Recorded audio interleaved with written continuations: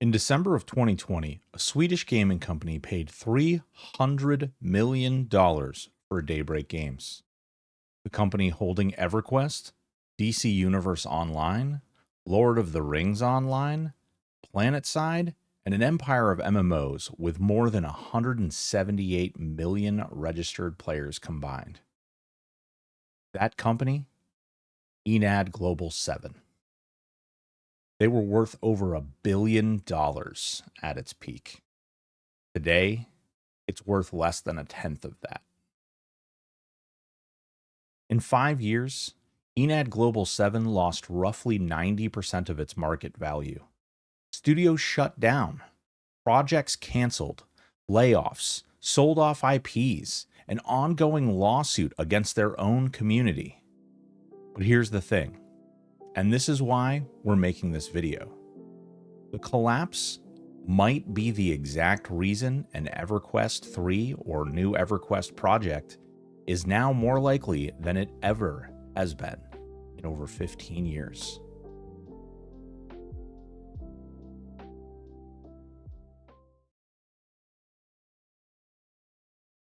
To understand how we got here, we need to understand what Enad Global 7 actually is and was.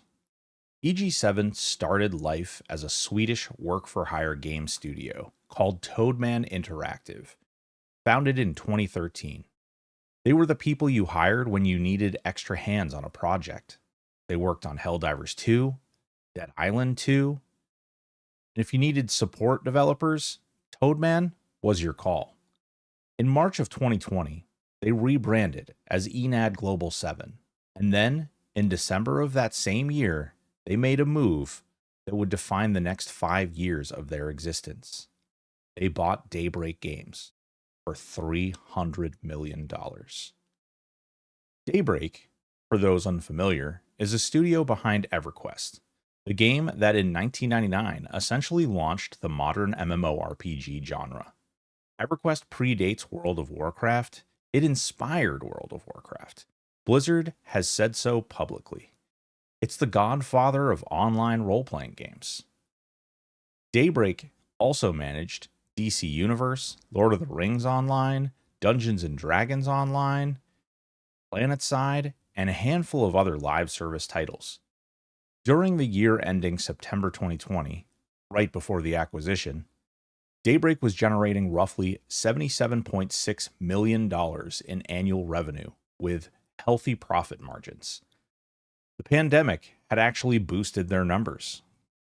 So on paper, $300 million for that portfolio made a certain kind of sense. The pitch was stable legacy games, passionate fan base, built-in revenue, a company with a history and reoccurring income. And for a while, the market agreed. EG7's stock climbed. At its peak, the company was valued over $1 billion. But that peak didn't last long. Now, before we talk about the financial collapse, we have to talk about why Everquest community was already frustrated, long before any stock chart started falling. Because the players felt this first. Let's start with something small that means a lot. Expansion and producer artwork. Everquest has released annual expansions almost every year since 1999, and that's a remarkable achievement. But longtime fans noticed that in recent years, the promotional images, the artwork that's supposed to get you hyped about new content and had kind of stopped resonating.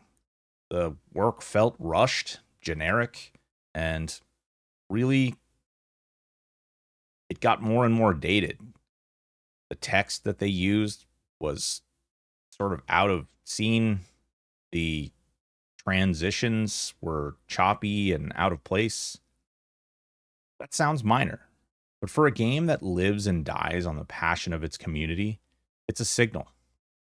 And when the details stop mattering to the people making the game, the community notices.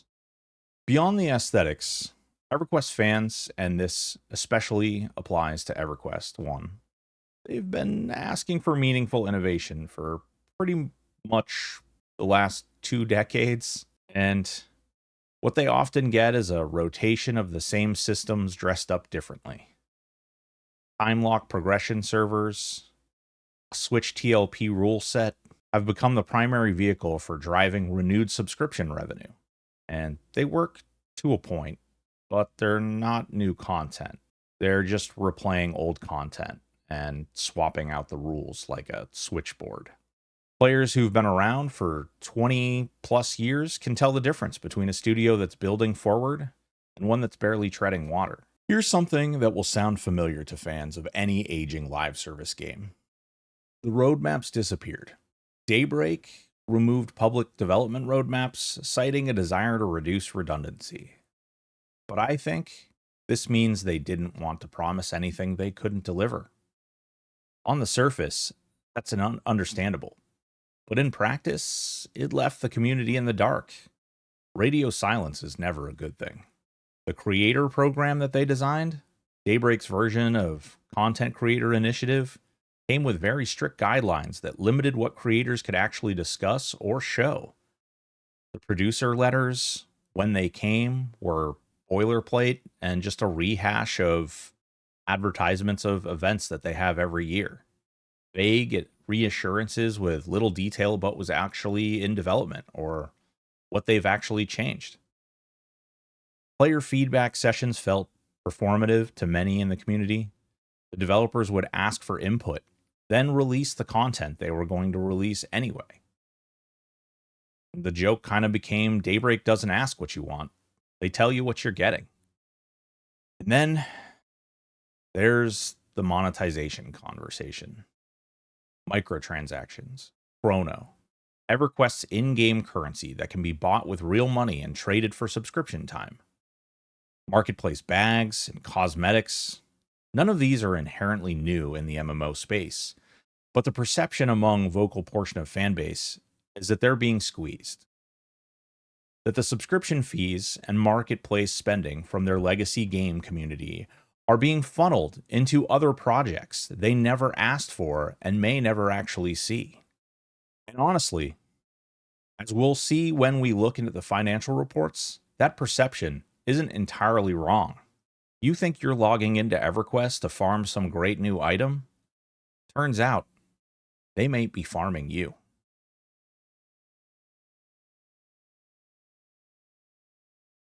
Okay, let's talk about the money, because this is where the story gets genuinely staggering. When you look at EG7's decision from 2020 to today, there's a consistent pattern. Large investments, underwhelming returns, and a company that appears to outside observers as its own investors to have consistently overestimated what each new bet would deliver. I struggle to see where a majority of these investments turn into anything at all. In 2021, EG7 announced it was developing a Marvel-themed MMORPG under Daybreak's umbrella. The studio behind DC Universe Online would take a swing at Marvel Universe Online. On paper, it seemed logical. DCUO was one of Daybreak's biggest revenue drivers. Marvel would have been a slam dunk, especially during all the Avengers movies. In Q1 of 2022, EG7 canceled it. The write-down on assets was approximately 230 million Swedish krona. That's roughly 22 to 24 million US dollars. The company redistributed those resources towards Lotro and DCUO and, quote, new game opportunities with first-party original IPs. Everquest fans, read between the lines. They've been reading between those same damn lines ever since. Was this the project they had been waiting for? Was it some new version of Everquest? Piranha Games, EG7's MechWarrior studio, released MechWarrior 5 Clans in October of 2024. It received decent reviews, players liked it, but the sales numbers didn't meet EG7's expectations. CEOs had told investors to expect the game to outperform its predecessor, with over 1 million units sold over its IP license term. And the reality fell very short. The result? 2 rounds of layoffs at Piranha. The second wave, announced in January of 2025, cut 38 employees. A level designer who was let go said publicly that the sales just weren't there to keep the studio at that size. And those are brutal words when they describe a real person's livelihood, someone's job, someone's life. Remember Toadman Interactive, the original company that became EG7? Well, the studio was turned into a subsidiary when EG7 rebranded, and it continued doing support work and work for hire contracts. In January of 2025, EG7 shut it down entirely, citing its inability to secure new contracts at a pace that kept it profitable. 69 employees and contractors were affected. 49 were retained to continue contract work with Daybreak and Cold Iron, at least temporarily. The original company, gone. In 2021, EG7 acquired Innova, a CIS region gaming publisher that handles titles like Lineage 2, Blade and Soul, Eastern European markets, Russian markets, for $109 million. Less than a year later, Russia invaded Ukraine, and EG7 exited Russia, announcing it would sell Innova via a management buyout for approximately 32 million euros, around 34 million US dollars. That's a loss of roughly $75 million in under 12 months, forced by geopolitical circumstances outside anyone's control. But it still hurt the balance sheet all the same. Many of you are big fans of PlanetSide, and if you're an MMO fan over the last 35 years, you know why this one's going to sting. EG7, through Daybreak, sold the PlanetSide intellectual property for $5.9 million to a private equity firm called Strapto Capital. EG7 had previously transferred development of PlanetSide 2 to Toadman. When Toadman shut down, PlanetSide 2's future went with it into uncertainty. And at least temporarily, we were left with questions. $5.9 million for a legendary multiplayer shooter franchise is a fire sale. And frankly, that doesn't even begin to cover it. This was practically given away. Cold Iron Studios, a San Diego team with an interesting history, have been loosely connected to Daybreak before the EG7 era. They're now making a multiplayer shooter called Project Avo, publishing under Daybreak. EG7 has invested heavily as of Q3 of 2025. The game was delayed to Q3 of 2026. That's more runway, more cost, and more uncertainty for the title that many believe EG7 is counting on to prove it can still deliver a hit. Let alone the fact that I, until researching EG7, didn't even know that this title existed, and it's scheduled to come out real damn soon. Where's the marketing? And then there's this. Daybreak filed a lawsuit against the operator of a player-run Everquest emulator, a fan server that really hit hard, alleging it profits from the Everquest IP and costs Daybreak players and revenue. The Everquest community's reaction ranged from understanding to deeply critical. Many fans see the emulator as keeping a game they love alive for players who can't or won't pay for the subscription. Whether Daybreak has a legal case is a question for the courts. But the PR cost of suing your own passionate fan base, that's harder to quantify and harder to recover from. Add it all together, the Marvel write-off, Innova, PlanetSide, MechWarrior 5 disappointment, the Cold Iron investment, and a leadership structure that's, well, we'll get into that more. They have some significant governance questions. And you to start understanding how a $1 billion company becomes $120 million company.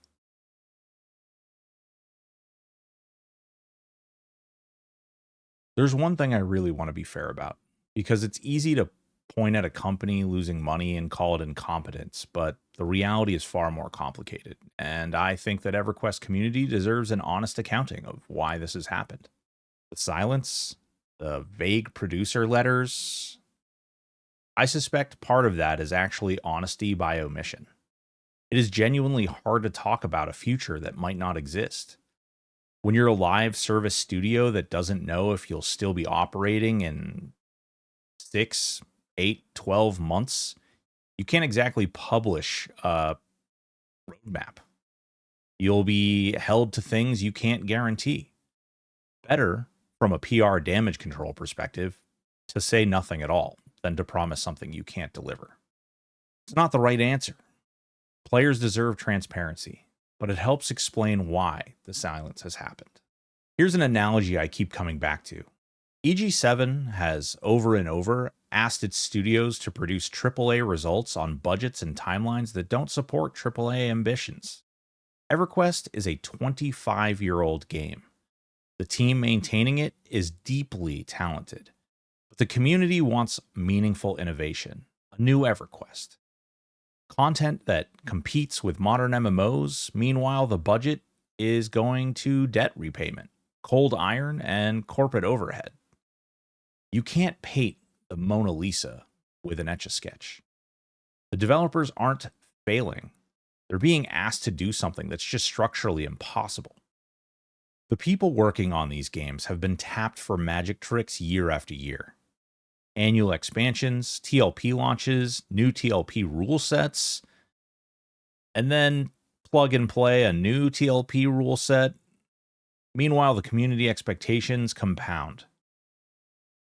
The genre negativity, the general discourse that MMORPGs are a dying genre. This creates ill will in both directions. Players are frustrated, developers are burnt out, and the toxicity in that feedback loop hurts everyone. EG7 bought into the MMORPG market in 2020. That was, frankly, a risky time to do it. The pandemic had created a temporary surge in all online gaming, including MMOs. But the underlying trend for legacy MMOs is a slow, managed decline, not a growth story. The players are aging. New players are harder to recruit. Free-to-play competition is everywhere. EG7 bet on stability, when what they were actually buying was a slow erosion. But something has changed. And this is where the story starts to get tentatively more interesting. In early 2026, EG7 is in a very different place politically and structurally than it was even a year ago.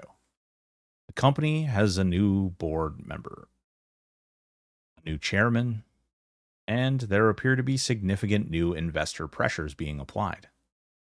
What we know from public filings is this. EG7 withdrew its previously stated 2026 financial targets, a goal of 3 billion Swedish krona in revenue and 1 billion in adjusted EBITDA. In February of 2026, acknowledging that the targets are no longer achievable and replacing them with a promise of a comprehensive strategic update at Capital Markets Day in early 2027. That's a significant move.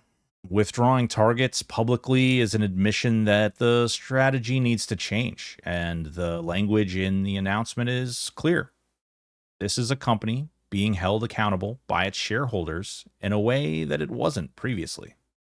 The positive signs. In 2025, despite the pain of a studio closures and layoffs, EG7 actually showed revenue growth in some quarters. Palia in particular has become a genuine bright spot under the Daybreak umbrella. It's a cozy MMO showing strong engagement metrics. The company is also pursuing what it describes as a Canadian studio relocation strategy, concentrating development in Canada to take advantage of some of the provincial tax credits and significantly reduce production costs. That's not a vanity move. That's a survival move. And frankly, a smart one. And they've been paying down debt, cleaning up the balance sheet, moving away from sprawling multi-studio acquisition strategy that helped sink them in the first place. A company that's getting leaner, more focused, and is being pushed by new investors to actually perform, that's a different animal than the EG7 of 2021. Will there ever be an Everquest 3? I hope so. We're working on a new Everquest game. Oh, really? Cool. We're working on a new Everquest game. I don't know if it's going to be called Everquest 3. Why wouldn't it? Who's saying no to that? Everquest 2 was kind of a curse to Everquest 1 because we thought that everyone would leave Everquest 1 and go to Everquest 2. Right. They didn't. In theory, would you want to like jump hundreds of years in the future again? Right now, I'm thinking no. Our probably best bet is Everquest. Everquest 1. A reboot type of thing? Yeah, like a reboot where it's like our big characters are our big characters. Fippy's there, and Fernavy's there. Tracking one of our big dragons, is there. Modern visually, modern in gameplay, and modern in style. But holy Everquest. When you look at it, you need to go, oh my god, this is Kinos. All that to say, it's still in concept. Of course. A lot of things can change between now and when we actually get to even just pre-production, where we're ramping up the team, where it's like, okay, all these things that we're going to do, let's prototype it. Let's prove it can happen. Let's So many things it. can change. Oh, yeah. Oh, yeah. So, EverQuest 3, or whatever new EverQuest project title they decide to label this with. Let me be precise about what we know, because the internet has a way of inflating these things and creating a lot of speculation and very little fact about the issues and what's actually going on. On September 20th of 2023, EG7 held a capital markets day in Stockholm. Presentation to investors. During that presentation, CEO G. Ham showed a slide with 3 in-development titles. One of them was listed under the EverQuest IP. Ham described EverQuest as the company's most important IP. He said the project was still in the ideation phase. He said it was not guaranteed to happen. He said, and I want to give him credit for his honesty, that the date on the slide was blurry on purpose, because it was so far out. The target, a 2028 launch window, with meaningful investments beginning in 2025. He also said, almost as a joke, that if he were to officially announce EverQuest 3 right now, it would immediately be global gaming news. He was right. It was. Now, why do you think this is more likely today than it was even 2 years ago? Well, let's talk about that. Reason 1. Well, the company is restabilizing. EG7's Q4 2024 results showed a company that, despite the painful cuts, is getting its financial house in order. Daybreak's portfolio, anchored by EverQuest and Lotro, is described internally as predictably stable. Palia is growing, the debt is being addressed. A leaner company with a cleaner balance sheet is a company that can actually fund a project. Reason 2, Canada changes the math. The Canadian development relocation strategy isn't just about being closer to certain talent pools. Canada, specifically, the provinces like British Columbia and Ontario, offer substantial video game tax credits that can cover 30 to 40% of eligible labor costs for a $30 million MMORPG development budget that could mean $10 million in costs offset. That makes EverQuest 3, or whatever the project's going to be called, business case significantly more viable than it was 2 years ago. And reason 3. Well, the market has proven the model works. Here's the macro argument for why the new EverQuest makes sense right now. In 2023, Baldur's Gate 3 came out and proved the world was hungry for deep, complex, commitment-asking role-playing experiences. Diablo 4's launch, while divisive, pulled in enormous numbers. Final Fantasy XIV, after its disastrous original launch and its landmark 2.0 relaunch, became one of the most beloved MMO in history. The Final Fantasy XIV story is one that EG7 executives should be studying very closely. The game that was considered dead, a studio that had the courage to essentially rebuild it from the ground up, and an audience that rewarded that courage with the years of loyalty and substantial subscription revenue. EverQuest's fan base is not dead. It's dormant. The original EverQuest still runs player-run emulated servers with active communities. The IP still has name recognition among a generation of gamers now in their 30s, 40s, and even 50s, many of whom have disposable income and nostalgia to spend. If EG7 can hold the company together long enough to build this game well, there's a market for it.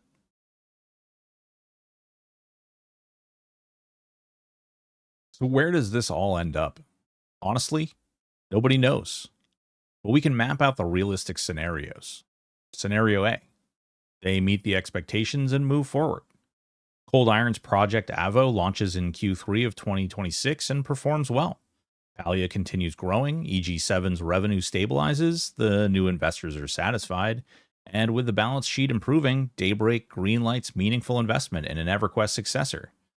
This is the optimistic path. Possible, it requires several things to go right, and they all have to be going right at the same time. Scenario B. They meet expectations and pivot. Project Avo does well, EG7 stabilizes, but rather than doubling down on an EverQuest 3, new leadership decides the smarter move is to use improved valuation to seek acquisitions by a larger publisher. Think a deep-pocketed gaming company looking for a live service portfolio. EverQuest and Lotro become part of a bigger organization. The EverQuest sequel may still happen, just under different ownership. Scenario C. They miss and go private. Project Avo underperforms, revenue targets aren't met, new investors lose patience, EG7 delists from NASDAQ, and goes private, possibly with a buyout from a private equity firm or an existing major shareholder. This isn't necessarily a death sentence for EverQuest. Private companies can take longer bets without quarterly earnings pressure, but it adds opacity and uncertainty for the fan base. Scenario D, they miss and sell off. This is the worst case scenario. EG7 fails to demonstrate value, the portfolio gets sold off piecemeal, EverQuest and Daybreak's legacy titles go to whoever's willing to pay, which might be a smaller investor, a private equity firm focused on extraction, or simply nobody. The lights go off on EverQuest 1 and 2. I want to be clear. Scenario D is not the most likely outcome right now.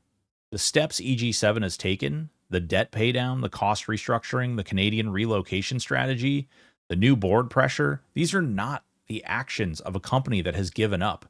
These are the actions of a company trying, imperfectly, but they're trying to survive and course correct. Whether that's enough depends on things that we can't see from the outside. Whether Project Avo is actually good, whether Palia keeps growing, whether the people now making decisions at the board level have the patience and the insight to let Daybreak do what it does best.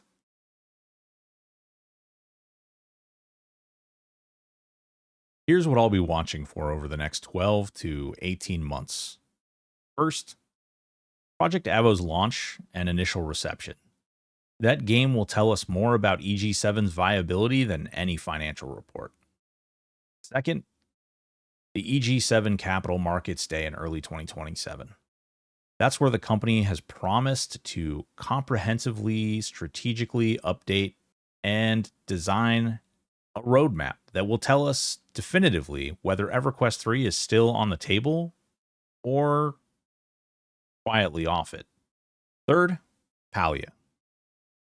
They can turn that cozy MMO into Daybreak's biggest revenue earner, which the numbers are suggested is possible. That changes what EG7 can afford to do next. And then maybe instead of extracting money from EverQuest, they can extract money from Palia. And fourth, EverQuest itself. The lawsuit against the emulator community is a flashpoint. How that resolves will tell us a lot about what kind of relationship Daybreak wants to have with its most dedicated fans. The players still playing a 25-year-old game aren't the problem. They're the proof of concept. EverQuest built a world that World of Warcraft inherited. It deserved a real second act, not a cash grab, not another expansion pack nobody asked for, a genuine, ambitious, well-funded sequel built for the audience that never left.